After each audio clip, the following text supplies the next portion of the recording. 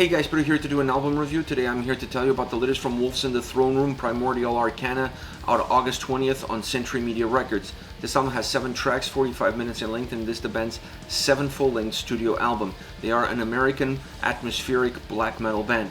Now when you have a record like this where there's so many layers, so many different things for you to process, for you to digest in the soundscape, in the atmosphere, you want the fluidity of the album to be as simple as possible. You want to be engaged with the record, but you also want to feel connected with every single track, and you don't want to necessarily have to work your way through them to try to discover exactly what brings them together.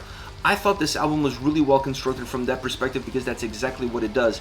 It gives you something in each and every single song that kind of passes the baton from track to track, but it's not necessarily in the forefront, but your subconscious mind is able to pick it up when you're listening to the record and you hold on to it, and that becomes your red line that really connects these 7 songs. Once you get into the soundscape, this is a very rich sounding album. It's an album that has that atmospheric black metal as the spinal cord of the record, as the spinal cord of the experience, but it also has death metal, it also has symphonic black metal. The beauty about these 3 elements coming together is that I didn't feel like the influences really dictate the experience of the album from a more narrow-minded perspective.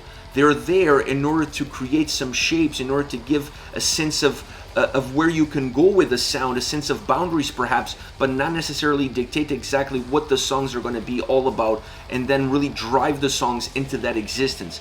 This is an album that really lives off of the in-between the lines, if you will, that it has this atmospheric presence that really jumps into the forefront, and then it has all of this that comes with it that really packs the sound well, that really packs the overall experience well, making the album feel very robust, very rich, and sometimes even hard to define where the influences are coming from and what are they doing to the track itself, because you get so lost within the songs, you get so lost within the experience of enjoying the track that you not necessarily are paying attention to the elements that are creating that experience. The experience itself becomes bigger than what drives it. So you have to come back to it, listen to the album again, and then you're going to discover something that perhaps you didn't see it at first glance. This gives incredible playability to the record because it almost forces you to come back to it knowing that you're going to find a different shade or a different perspective of the album that you already heard. This is also a record that feels a little bit more driven, a little bit more direct, a little bit colder. It really feels like the cold wind in winter, that frost bite that really moves almost seamless, and by the time you realize you're cold, it's too late. It has that kind of nature sound to it. It has that kind of atmosphere to it. Having said that, the drums at times are a little bit earthy, but I never felt like they really had a direct impact on changing the dynamics of the record or changing the atmosphere of the album. They're creating a little bit of oomph, they're creating a little bit of heaviness, they're grounding the record, but overall that cold breeze, that direct approach kind of overshadows everything else that is happening. It really overshadows what the drums could do as far as bringing a little bit more of that earthiness to the forefront.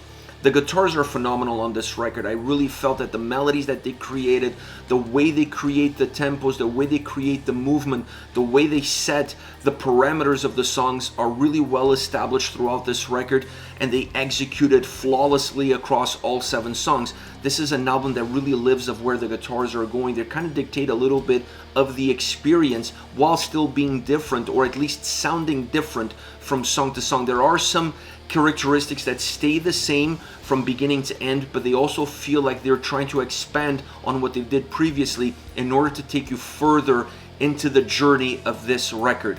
On top of this, you have the vocals. The vocals bring darkness. They bring a storytelling, a different way of telling a story with darkness always in the forefront and in your mind. They have a very interesting impact because they impact the song on an atmospheric level, and they also impact the song on a musical level. So they have 2 faces of the same coin coming at you with that darkness, with that deep anger or deep sound that really comes into the forefront and starts to permeate and fill in all the gaps created by the other elements on the record. Overall, this is one of the best records of this month. This is an outstanding album. This is going to be one of the best records of this year. But this is an album that feels to me that it lacks a little bit of something. And the more I listen to this record, perhaps what it lacks is an intro, maybe an interlude that matches the instrumental track that has all of this earthiness, that has all of this nature to it, that closes off the record. Sure, they included some of those elements in the songs, in the intros of the songs, so they're there throughout the record, but I didn't feel like they were well defined. And if you're gonna go down that path, then you have to include almost the outro as part of the last song of the album and not keep it separate. You need to stay consistent in how you're going to use these elements throughout the record and not use them in one way at the beginning of the album, in the middle of the album, and then throw something different at the end. To me, that is perhaps the only downside of this record, is not having a more clear, defined approach as far as what you're going to do with the intro, with how you navigate through the record, so that that closing of the album has more of an impact than what it currently does. As far as favorite songs are concerned, I want to start off with Through Eternal Fields. I love this track. It almost feels like a cold breeze. It just comes at you beautifully and deadly at the same time. It gains direction as it progresses, as you move into the song. It keeps itself grounded as a track that really has an ability to stay grounded almost all the way through. It has a very methodic approach in terms of how it moves, of how it grows. The vocals are tremendous. The drums really offers a robust sound to the overall experience. It has some tribal nature sounds at times, and they sound earthy at others. So the drums have two different facets in how they come across and how they impact the soundscape and how they impact the atmosphere throughout this track. Very dynamic song, a song that feels like it's taking you to 100 different places at the same time while you're standing in one single spot. Next, you have Underworld Aurora. The nature of the atmosphere of this track is really phenomenal. It really sets the tone.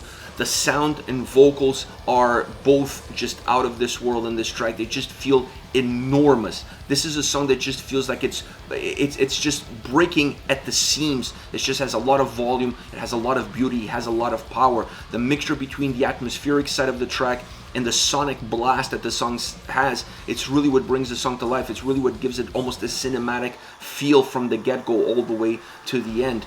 And it becomes a song of peaks and valleys. It has these sonic peaks and then these melancholic atmospheric valleys. That's really the difference that this song puts into the forefront, really creating a divide between what the atmosphere is doing and what the soundscape is putting forward. Last but not least, you have Masters of Rain and Storm. This is a musical storm. This song is built like a storm. It has momentums, stronger momentums, more methodic momentums, a really calm stretch, perhaps the calm before the final push of the storm, with this acoustic guitar portion that really breaks the track, breaks everything that happened up until that end, and then sets itself to be the perfect launch pad for the closing, to be very brutal, to be very heavy, to be very big. But I love how this song is constructed. It really feels like there's a storm coming at you and you're experiencing the different stages of that storm as you progress through this song. That acoustic part is absolutely phenomenal. This is it, guys. This is Wolves in the Throne Room, Primordial Arcana, out August 20th on Century Media Records. Let me know your thoughts on the band, on the singles. Use the comment section below. I'll be reading those and getting back to you. Take care, guys.